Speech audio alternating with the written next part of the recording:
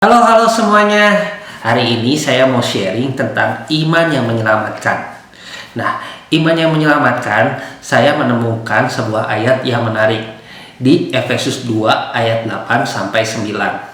Sebab karena kasih karunia kamu diselamatkan oleh iman. Itu bukan hasil usahamu tetapi pemberian Allah.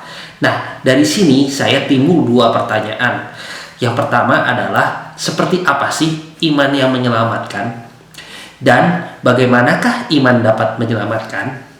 Nah, selain itu saya juga menemukan juga ayat yang menarik di Yakobus 2 ayat 24. Jadi kamu lihat bahwa manusia dibenarkan karena perbuatan-perbuatannya dan bukan hanya karena iman. Nah, dari sini juga saya timbul lagi dua pertanyaan, yaitu apakah kita diselamatkan oleh karena iman atau oleh karena perbuatan? Lalu perbuatan apa sih yang perlu kita lakukan? Banyak sekali cerita di dalam Alkitab yang mengisahkan tentang kapal dan perahu. Apakah mungkin itukah yang disebut iman yang menyelamatkan? Saya memiliki sebuah gambaran bahwa orang-orang yang tidak beriman adalah orang-orang yang berada di tengah laut tanpa perlindungan dan tanpa pengharapan. Iman mungkin bisa digambarkan seperti kapal dan perahu yang bisa melindungi kita dan menaungi kita di tengah-tengah samudra raya yang menghampar dan mengancam setiap kehidupan kita. Nah, dari kisah kapal dan perahu ini saya jadi teringat sebuah kisah yang cukup terkenal dan menarik, yaitu kisah tentang Nabi Nuh. Nah, dari kisah Nabi Nuh ini ada satu hal yang perlu kita pelajari yang sangat menarik, yaitu bagaimana Nabi Nuh itu percaya dan taat kepada Tuhan. Nah, bagaimana Nabi Nuh itu benar-benar taat kepada Tuhan dan melakukan setiap segala detil yang diperintahkan Tuhan kepada dia, seperti ukuran perahu, detil-detilnya dan segala macamnya, sungguh-sungguh detil. Nah, hal ini mirip seperti yang dituliskan pada Matius 19 ayat 16 sampai 17. Pada saat itu ada seorang yang datang kepada Yesus dan bertanya, "Guru, perbuatan baik apakah yang harus kuperbuat untuk memperoleh hidup yang kekal?" Lalu jawab Yesus, "Apakah sebabnya engkau bertanya kepadaku tentang apa yang baik? Hanya satu yang baik. Tetapi jikalau engkau ingin masuk ke dalam hidup, turutilah segala perintah Allah." Nah, di sini adalah satu buah kunci yang menjadi saling pengikat adalah ketaatan dan percaya Nabi Nuh terhadap segala perintah Allah dengan apa yang Yesus katakan bahwa turutilah segala perintah Allah. Nah, dari sini timbul lagi satu pertanyaan. Lalu, mengapa kita harus taat dan menuruti segala perintah Allah? Dan apa hubungannya dengan iman? Nah, ketaatan kepada Tuhan itu membawa kita ke dalam satu pembangunan iman kita kepada Tuhan untuk mencapai kepada iman kita yang kokoh. Semakin kita taat kepada Tuhan, semakin kita mendapatkan sebuah iman yang kokoh. Seperti Nuh yang membangun bahteranya sesuai dengan segala perintah Tuhan hingga ke detil-detilnya.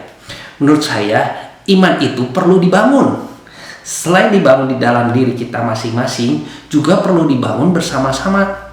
Nah, seperti di dalam cerita Nuh, bagaimana Nuh membangun bahteranya bersama-sama dengan keluarganya. Nah, begitupun dengan kita juga perlu membangun iman kita bersama-sama keluarga maupun bersama dengan komunitas. Nah, ketaatan ini adalah tujuannya untuk membangun iman yang bisa kuat dan kokoh, sehingga kita bisa diselamatkan oleh karena perlindungan iman kita. Sama seperti Nuh yang dalam bahaya air bah yang begitu dahsyat dengan yang dilindungi dengan bahtera yang kuat dan kokoh. Nah, mengapa bahtera itu bisa kuat dan kokoh? Karena dia mengikuti setiap detil yang diperintahkan oleh Allah. Sama seperti dengan iman kita. Bila iman kita sesuai dengan apa yang Tuhan perintahkan kepada kita, yang Tuhan ajarkan kepada kita, kita bisa membangun iman yang kuat seperti bahtera Nuh yang kuat. Sehingga kita bisa diselamatkan apabila kita mampu membangun iman yang kuat dan saling menguatkan kita satu sama lainnya di dalam keluarga maupun di dalam komunitas. Namun tidak cukup sampai di situ saja. Saya jadi teringat satu buah kisah lagi yang cukup menarik. kisah di Danau Galilea, di mana Yesus dan murid-muridnya yang akan menyeberangi danau tersebut. Yang tiba-tiba muncul angin ribut yang besar dan ombak yang begitu besar.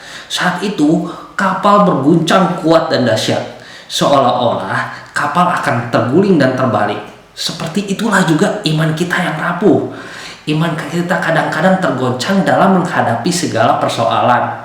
Maka dari itu, ada hal yang penting yang perlu kita lakukan, yang perlu kita perbuat, yaitu di saat iman kita goyah, datanglah kepada Tuhan, seperti apa yang dilakukan oleh murid-murid Tuhan Yesus saat itu. Nah, meski Allah Maha Tahu, Maha Hadir, tetapi Tuhan menginginkan kita untuk berperan aktif dalam mencari Dia. Oleh karena itu, mengapa Yesus tertidur saat murid-muridnya menghadapi badai dan topan? Karena Tuhan ingin murid-muridnya itu membangunkan Dia. Karena Tuhan ingin manusia itu mencari Tuhan dan untuk meminta perlindungan dari Dia. Nah, dari dua kisah tersebut saya belajar 4 hal bagaimana iman dapat menyelamatkan. Ternyata kita juga perlu melakukan sesuatu perbuatan untuk mendapatkan iman itu. Ya, yang pertama adalah bagaimana kita percaya dan taat kepada Tuhan. Nah, percaya dan taat kepada Tuhan membawa kita ke poin yang nomor 2. Dengan percaya dan taat, kita bisa membangun iman yang kuat dan kokoh. Semakin kita percaya, semakin kita taat, semakin kita tahu segala hal yang mendetil yang Tuhan perintahkan kepada kita, maka kita akan bisa membangun iman yang kuat. Nah, yang nomor 3 adalah membangun iman dengan cara bersama-sama. Membangun iman di dalam keluarga maupun di komunitas. Sehingga apa? Sehingga kita bisa saling menguatkan satu sama yang lain. Poin yang keempat adalah selalu mencari Tuhan, terutama di saat iman kita goyah. Yuk kita sama-sama membangun iman kita. Membangunnya sesuai dengan apa yang Tuhan mau. Jangan lupa, kita harus selalu mencari Tuhan dan selalu berpegang padanya. Mudah-mudahan sharing ini bisa menjadi berkat buat kalian semua. Bagi kalian yang mempunyai pendapat lain atau komentar lain, kalian bisa tulis ya di kolom komentar di bawah. Biar kita bisa sama-sama belajar tentang firman Tuhan. Sampai jumpa. Kekuatan di hidupku,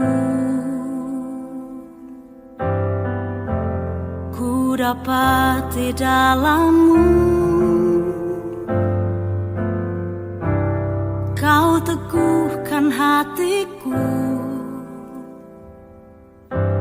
tiada yang mustahil bagimu. Sebab aku percaya, bukan karena melihat, namun karena firman-Mu yang selalu digenapi di hidupku. Ku percaya, bukan karena melihat, namun karena firman-Mu